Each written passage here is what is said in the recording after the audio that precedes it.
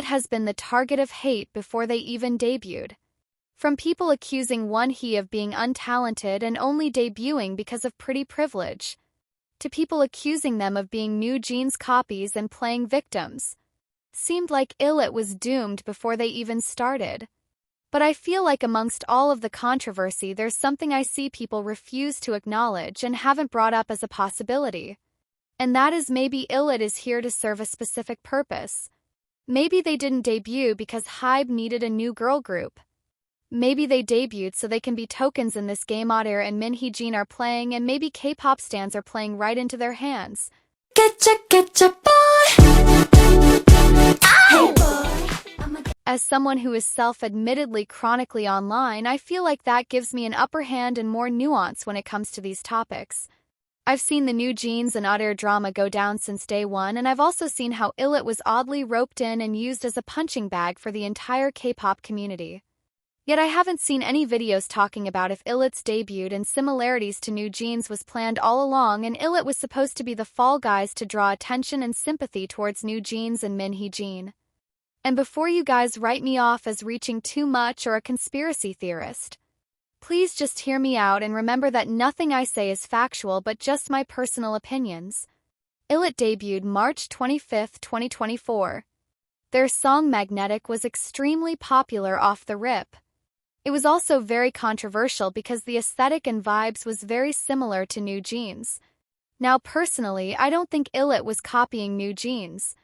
I think this was just Lift seeing a formula that worked and replicating it.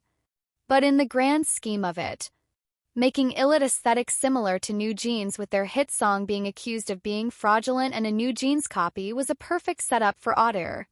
In fact, it was too perfect. Min Hee-jin came for a lot of groups during her press conference.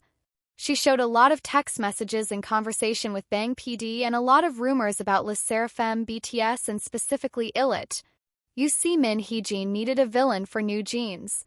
'Cause I would bet if Min Hee-jin never accused Illit of plagiarizing and feeding off of the current tension surrounding those fandoms, there probably wouldn't be so many people on her and New Jeans' side. At least not to this extent. 'Cause what that did was validate a lot of Bunny's delusions and theories that Hybe and Lift was trying to replace New Jeans, and the fact that Min Hee-jin Otter's CEO at the time confirmed it was huge. But I don't know, maybe I'm looking too much into it. But Min Hee-jin exposed that the CEO of the different labels do talk. So the possibility that Min Hee-jin didn't know Lift's group's aesthetic seems very unlikely. Again, I personally don't think Illit was a New Jeans replacement. But looking from a business standpoint, HYB knew that Min Hee-jin was going to leak documents of sensitive stuff from Hybe. It wouldn't shock me if the Hybe CEO got together with Lift's CEO to create a group similar to New Jeans, since Hybe probably thought Adair was going to break off or self-implode on itself. And Min Hee-jin having those documents from Hybe, she probably knew of their plan and used that to leverage support for her and her group. You can say everything else I say in this video is a reach, but that theory honestly makes the most sense, and it's probably the reality. It would make sense when Lift was so quick to sue Otter and Min Hee-jin for those claims. It would also make sense why Hybe CEO the stepped down and abandoned Lift to fight for themselves. Min Hee-jin doesn't truly care about plagiarism. New Jeans' entire concept is a copy and paste from a Mexican group. But at that time people didn't know that. Min Hee-jin knows what goes on in K-pop spaces, and I think anyone who denies that wasn't focusing on anything she was saying. She is aware how stupid K-pop stans are and how they're always eager to just attack anything for any reason. She also knows that feeding into fan wars does strengthen the parasocial bond fans have with artists. Which is why bunnies are so hell-bent on everyone must be pro-New Jeans, and if you're not, then you're a company supporter.